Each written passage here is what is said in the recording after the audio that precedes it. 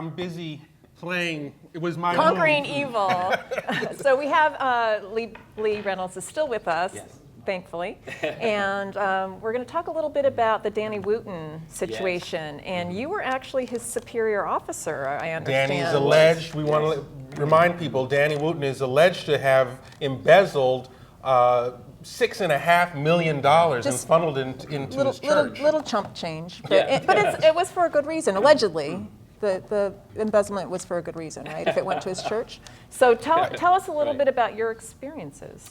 Well, I worked with Danny back in 1990-91, so a long time ago. I was his commanding officer, and I first met Danny, and he was a sergeant, E5, and good guy, very nice, helpful, charming, friendly, knew his job, so I found him very helpful. What was your reaction when you heard that he was involved allegedly in this embezzlement? Right.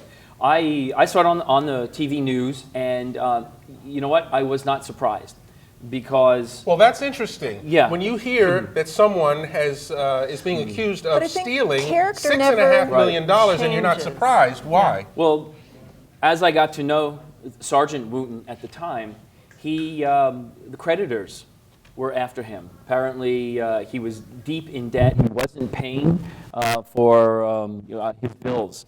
And so the creditors, what they do is when they know someone's on active duty, they will go to their commanding officers and say, hey, you've got to help me.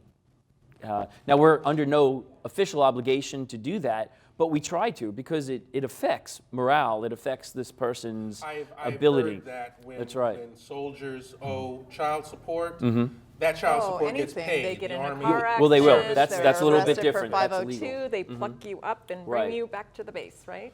Yes, but with Sergeant Wooten at the time, I got him into financial classes. I took him to the bank, helped him establish a new bank account, worked with him on how to manage his finances, sent him to classes.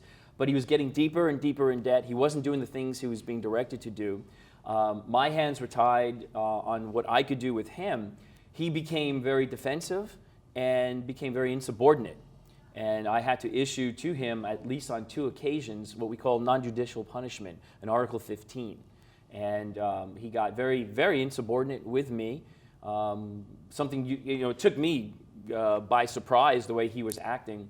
And I was getting ready, I think it was to issue him his second Article 15. And I come into office that morning, and my office had been broken into. You could tell the ceiling tiles were removed, and there was dust on the ground, and my filing cabinet had been Pretty extreme. jimmied open. And the way we knew who it was because the only files that were stolen were the ones on him. Oh my goodness. I think we need to say that this is alleged. Yes, Yeah. right. Well, this is But what happened with me. Is some of this My public experiences. record then, or?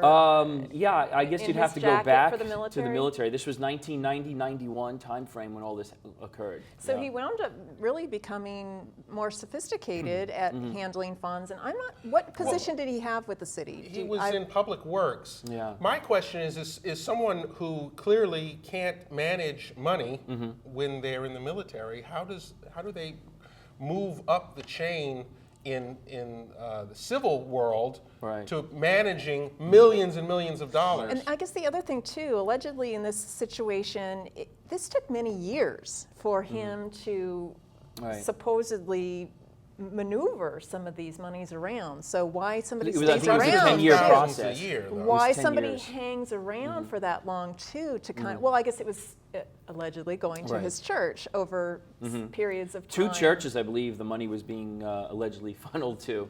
So over a 10-year period. Churches and a couple other individuals that he worked with. Yeah, very interesting. What ultimately happened with the theft of those documents? We were able to recreate those because every time those documents were created, every time I had a counseling session with him, I had at least 1 or 2 other people in the room with me. So there were witnesses to all this. So we were able to recreate all those. Well, Lee, thank you for sharing that story, and we look forward to having more stories from you and Yes, being thanks. part of our CCN family. Well, I appreciate Roll it. the Looking dice. forward to Lee. Roll the saluting dice, history, rolling the dice. That's teammate. right. Stick around, Lee, and you'll find out who won what during the Critics' Choice Awards. And there's a new ride at Universal Studios, Oh. and we'll have all of that with Look at segment star Valerie Milano She's tells going us. to give us all the details. Thank you for getting my back on that one. we're Yeah, team. we're